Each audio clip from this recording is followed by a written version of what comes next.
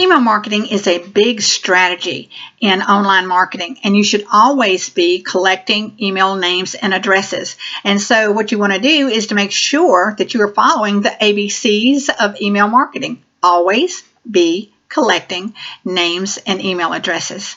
Today, I want to share with you 5 strategic ways to keep your name and what you do in front of your target market so that you can collect those names and email addresses and convert them into subscribers for your subscriber list. The first way is through webinars and teleseminars.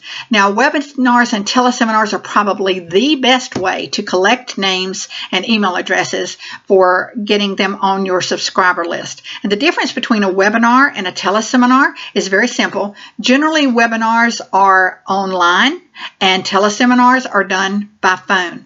Now, you can do both platforms. They're both very good, and you can use them interchangeably depending on how you want to present to your market and what you want to say. So you can use either one interchangeably. And with your webinars, what you can do is actually present like I'm doing now, where I'm seen and I'm presenting the information. If you don't want to be seen, you can do a slide presentation where you're only heard in the background.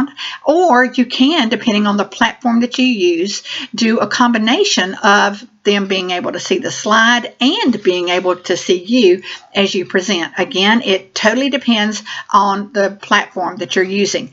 And I have 4 platforms here that are very good to be used, and one of them is anymeeting.com. That's my preference. There's also instantteleSeminar.com. There is GoToMeeting.com, and there is also freeconferencecall.com, and that one is very good if you're just starting out. So you want to make sure that you check with each one of those platforms, see what they have to offer and what their fees are before you start with them.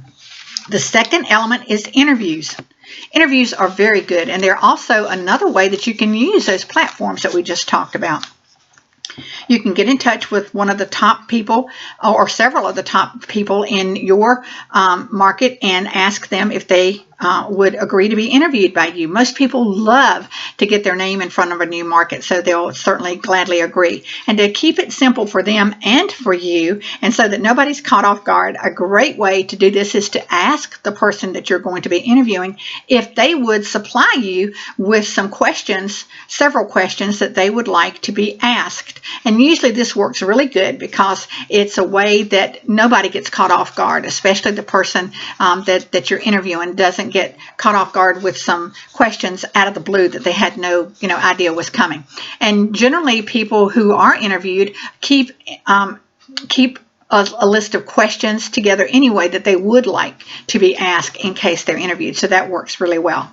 And then the third one is your magnetic free offer or your opt-in mailing. I call them magnetic free offers because they are drawing your viewers to you in your space. And what you do is you create something of good content, of good value that your readers want to know about. It solves a problem for them. And you post this on the most visible area on your website, and that's that upper right hand corner. And when they are taken to your website, they can see your opt-in offer and they can sign up to receive your information. So again, it's called an opt-in offer or a freebie, or as I like to call them, your magnetic free offer, your MFO. And when people see your MFO that you're offering and they get that, it helps to establish you as a person who knows what you're talking about in your field of expertise.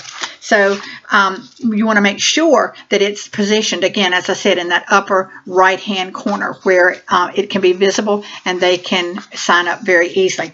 Then telesummits. Telesummits is a great way to get your name in front of your audience. And what you do as the host is you get several people together, depending on how many you want to do this over a certain period of days, and you get them together, and each one of them will present some information on a different subject that all pertains to the overall market that you're going to. So if you ask them if they would like to be in the telesummit, and then once they're there, what you do is you either introduce them and can ask them some questions, just like an interview, or you can introduce them, ask a lead-in question, and from there they take it and they will present their information. Now, they'll also want to know whether or not they can present an offer at the end of their presentation. And if you do allow that, then what you want to do is to make sure that they will give your viewers a discount for a limited amount of time as an incentive to sign up.